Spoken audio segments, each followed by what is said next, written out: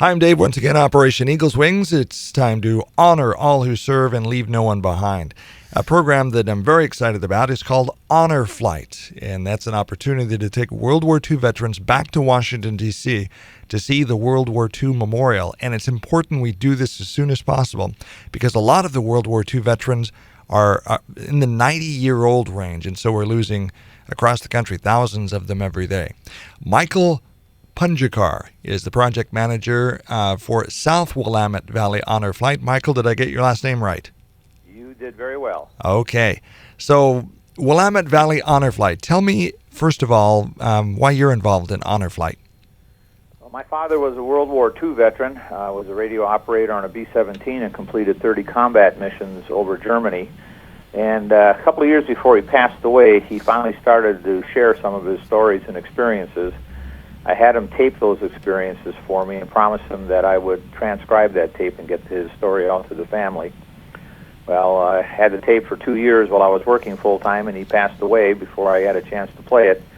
And when I did, I transcribed it, had 12 pages typed up and 100 questions, and I ended up with what turned out to be a 3-year project, or 3-year journey, if you will, researching what our men and women of the 8th Air Force experienced in World War II.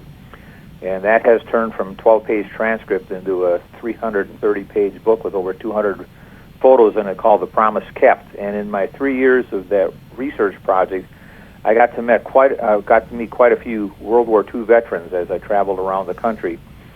And a friend of mine in Wisconsin actually experienced an honor flight and had shared his experience with me and how powerful it was for him and what an honor to receive that recognition so many, many years after actually serving our country. I checked into it and decided that this was a program that I wanted to get involved in. While I couldn't get my dad to the memorial in Washington, D.C. before he passed away, I was going to do everything I could to try and get other World War II veterans to that memorial. Now, Oregon prides itself on being the leader in a lot of things, leader in the bottle bill and environmental concerns. But in the area of Honor Flight, the state of Oregon actually, this is a nationwide program to take World War II veterans back to Washington, D.C. to have them see the World War II Memorial. Oregon has come into the game pretty late in the game, haven't they? Well, the program kind of spread from the East Coast to the Midwest and to the West Coast. Logistics is part of the issue. In the Midwest and the East Coast, it's a one-day trip. The veterans are picked up, taken to an airport. In some cases, it's a whole charter plane that's full that goes to D.C. and back in the same day, or otherwise they fly commercial.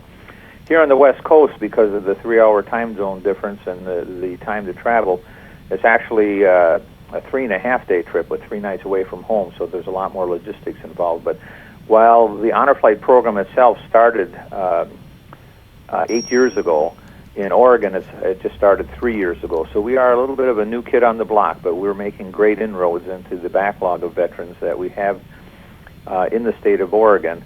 However, it seems like every time we have an honor flight and get 25, 30 veterans back to the World War II Memorial in Washington, D.C., we pick up another 25 or 30 applications out of that. So we're constantly working off the backlog, but the reality, as you said earlier, is the time is running out for these veterans. Yes, it is.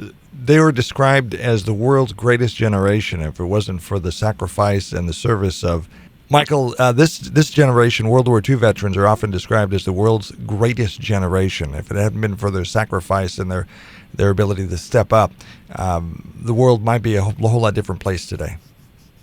That's very true. Anybody that goes back and studies the history of our country really needs to look at that period that involved World War II. When we were pulled into World War II after the attack on Pearl Harbor in December of 1941, during the remaining years of the war through 1945, over 16 million American men and women served our country during that worldwide conflict. And what the Axis powers were doing, both with Japan and the Pacific side and Hitler and Mussolini on the European side, there's no doubt that their goal was to conquer the world, including isolating the United States and probably taking over our country. So the sacrifices these men and women made back in the 1941 to 1945 period just cannot be forgotten.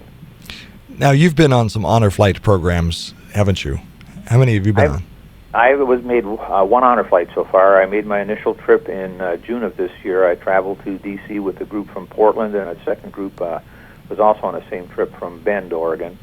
And I received my training to lead the honor flight that will take place 2 weeks from today. How important is this trip to World War II veterans? In my experience in working the last 9-10 months in this program, it's a lot more important than what most of them will actually admit. The generation itself is pretty much a humble generation that almost to a veteran, I hear them say, we were just doing our job. You know, it just needed to be done, so we did it. We don't really deserve any recognition. We didn't do anything special.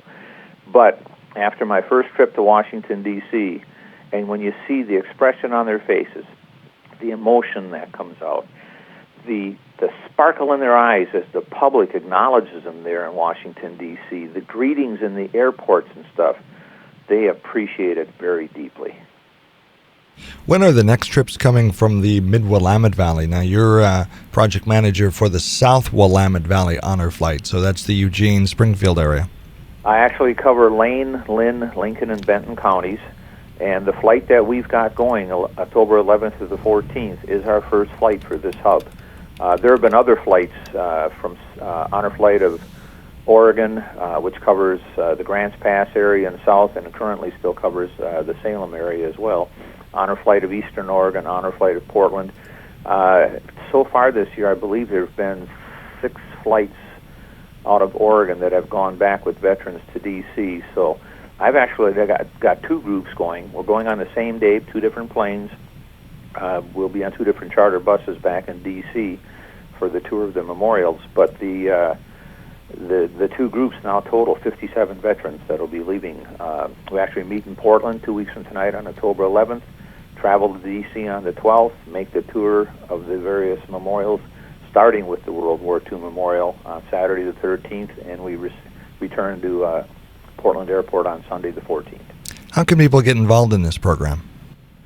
There are websites available. If you can go to the national website is honorflight.org. Honor Flight of Oregon's website is honorflightoforegon.org. And hopefully within another week to 2 weeks, you will be able to go to swvhonorflight.org, which will be the South Willamette Valley website. Contact information is available. You're certainly free to give out my contact information. If anybody calls your radio station and stuff, I'm located in Springfield, Oregon. I can give out volunteer applications, guardian applications, veteran applications, and certainly am in a position that I can also give them information how to make donations. All right. Well, thank you for what you do. I think it's really important that we pay tribute to the world's greatest generation, World War II veterans. And if you're hearing this program, for example, on KGAL radio, we need to take care of our local World War II veterans. So, Michael, your contact information once again, if people missed it. My address is 37833 Shenandoah Loop, Springfield, Oregon, 97478. My email is my last name, Pungercar, PUNGERCAR 2 @msn.com. The reality is the average age on this group going in 2 weeks is of just over 90 years of age. In Oregon alone, we're losing over 40 World War II veterans a day. The estimate across the country is that in 2 to 2.5 years, the focus of the Honor Flight program will change from World War II veterans to Korean War veterans, because the World War II veterans, in reality, will either be gone or their health will be compromised to the point that they can't make that kind of trip anymore. So time is of the essence. Okay. Michael, thank you for what you do. Michael Pungercar, project manager for the South Willamette Valley Honor Flight program. Thank you for all you do. My pleasure. Thank you. I'm Dave Adams, Operation Eagle's Wings, honoring all who serve and leaving no one behind.